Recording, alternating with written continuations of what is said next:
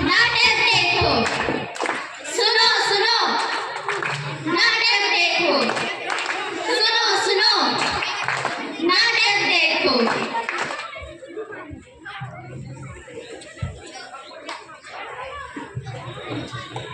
अरे वाह, आज यहाँ पर एक जबरदस्त नाटक होगा, परंतु उसका शीर्षक क्या होगा? सोचने दो जरा। ऋषि कानून? नहीं नहीं, ऋषि कानून नहीं तो पक्का मतलब पेट्रोल के दाम ही होंगे? नहीं नहीं। हाँ, एक बात और, अगर पेट्रोल के दाम में नहीं तो पक्का मतलब प्रदूषण ही होगा? अरे नहीं भाई नहीं।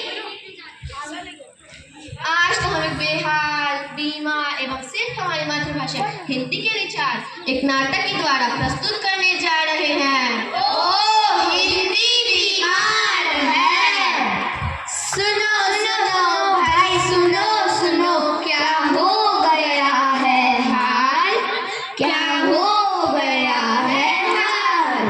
सुनो सुनो भाई, सुनो सुनो, क्या हो गया है हाल, क्या हो गया है हाल।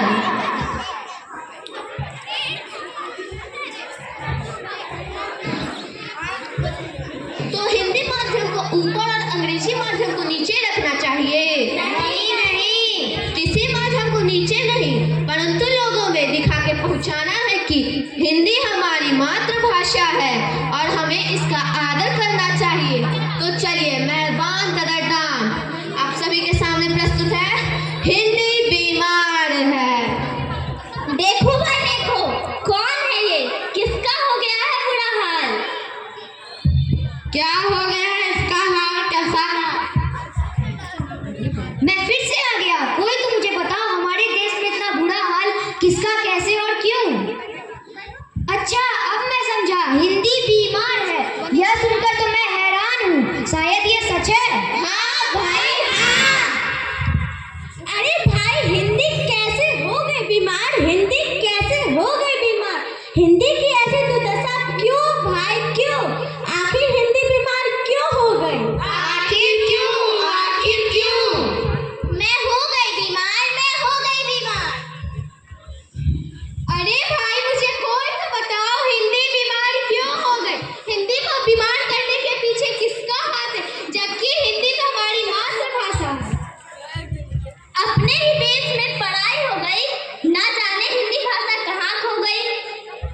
सुनो सुनो भाई, सुनो सुनो, मेरी इज्जत मत सुनो, मेरे देशवासियों ने मुझे पराया कर दिया, अंग्रेजी को प्राथमिकता दी और मुझे पराया कर दिया। अरे तुम तो हमारी मातृभाषा हो, सब तुमसे ऐसे बात क्यों करते हैं? हाँ मैं हूँ, मगर ये जमाना बदल रहा है, अंग्रेजी के रंग में ढले लोग मुझे भूलते ही जा रहे हैं, मेरा अस्तित्व खतरे में है।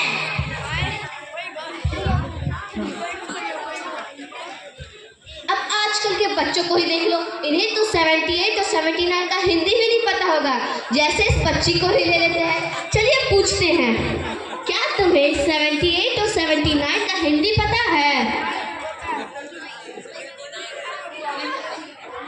तो देखा आप सभी ने, आजकल के बच्चों को तो 78 और 79 का हिंदी भी नहीं पता, और तो और जब हिंदी पढ़ने बैठते हैं तो पूछते हैं कि ये क्या है, तब उन्हें बताना पड़ता है कि 78 मतलब 78 और 79 मतलब 79 होता है, और तो और उनके माता पिता घर में और बाहर में अंग्रेजी बुलवाने के लिए दौड़ाते हैं।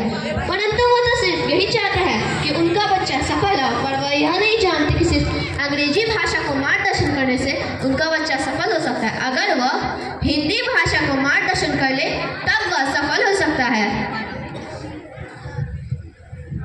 आपने सभी का सुना, अब मेरा भी सुन लो। नमस्कार, धन्यवाद और आभार जैसी सभी चीजें थैंक यू में बदल गई। ऐसा क्यों हो रहा है, क्या किसी के पास है जवाब तो बताइए।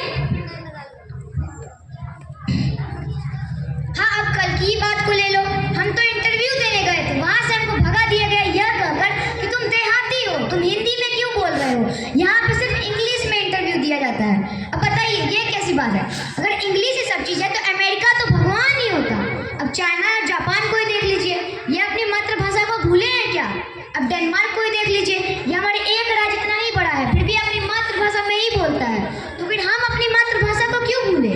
है किसी के पास जवाब तो बताइए।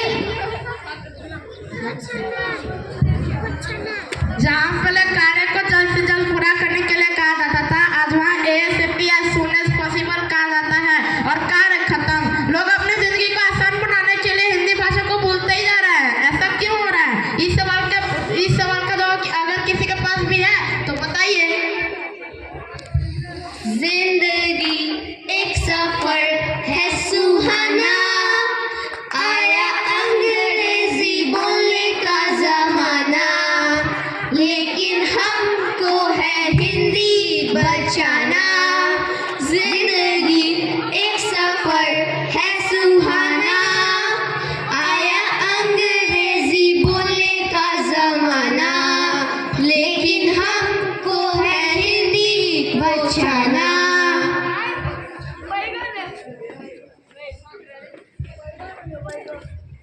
अंग्रेजी बोलो, मेरी मनाही नहीं है, परंतु अपनी मातृभाषा को तो मत भूलो। नहीं, हम ऐसा अनर्थ होने नहीं देंगे। हम अपने भाषा की गौरव की रक्षा जरूर करेंगे।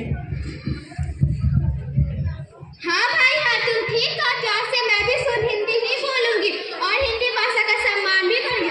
और मैं आप लोग को भी बताना चाहती हूँ कि आप लोग भी हिंदी भाषा का ज्यादा से ज्यादा प्रयोग करें। हाँ भाई हाँ, हिंदी जो हमारी गौरव है, उसे बोलने से क्यों कतराते हो? सम्मान अगर दोगे तो क्यों नहीं अपनाते हो? क्यों नहीं अपनाते हो? तो देखा आप सभी ने, इस नाटक के माध्यम से हमने आप सभी को दिखाया कि हिंदी कैसे